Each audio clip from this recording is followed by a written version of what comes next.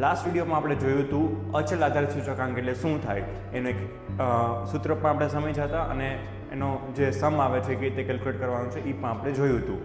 હવે આજે આપણે બીજી રીત સૂચકાંક ગણવાની બીજી રીત જે છે પરંપરિત આધારિત સૂચકાંક.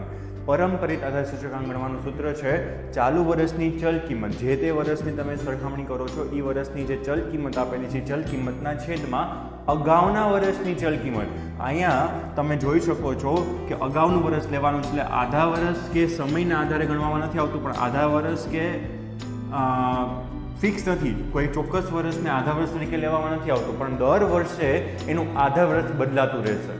બરોબર છે? એટલે કે જ્યારે તમે ગણતરી કરો છો, જેમ કે તમને અહીં ઉદાહરણ આપ્યું છે જાન્યુઆરીથી નવેમ્બર અલગ અલગ ક્વાર્ટર વાઇઝ તમને શેરના ભાવ આપેલા છે અને એ ભાવમાં કેટલો ફેરફાર થાય છે એ પરંપરિત આધારે તમારે ગણવાનો છે.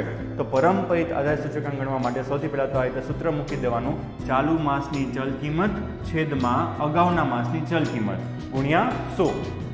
ગુણ્યા 100 ભૂલાય નહીં. બરોબર છે?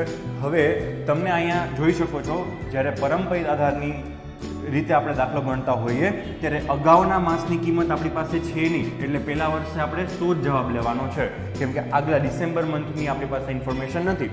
પછી જ્યારે માર્ચ મહિનાનું તમે કેલ્ક્યુલેટ કરો છો તો ચાલુ વર્ષની ચલ કિંમતના છેદમાં અગાઉના વર્ષની ચલ કિંમત, એટલે જે ટૂંકા ગાળાની માહિતીને તમારે કમ્પેરિઝન કરવી હોય ટૂંકા ગાળા માટેની ત્યારે પરંપરિત આધારની રીત વપરાય છે. જે લાંબા ગાળાનું તમારે કેલ્ક્યુલેશન કરવું, લાંબા ગાળાની કમ્પેરિઝન કરવી હોય ત્યારે અચલ આધારની રીત વપરાય છે. બરોબર છે? એ રીતે મેં આપ્યું છે 22 ચાલુ વર્ષની ચલ કિંમતના છેદમાં અગાઉના વર્ષની ચલ કિંમત ગુણ્યા 100. અહીંયા પણ એમાં છે 23 છે ચાલુ વર્ષની ચલ કિંમતના છેદમાં અગાઉનું વર્ષ એટલે કે 22 આપેલા છે. એ રીતે 24.70 ચાલુ વર્ષની ચલ કિંમતના છેદમાં અગાઉના વર્ષની ચલ કિંમત. તો આ છે પરંપરિત આધારે સૂચકાંક. અત્યાર સુધી આપણે બે રીત જોઈ, અચલ આધારે અને પરંપરિત આધારે. બાકીના કન્સેપ્ટ આગળના વિડીયોમાં જોઈશું.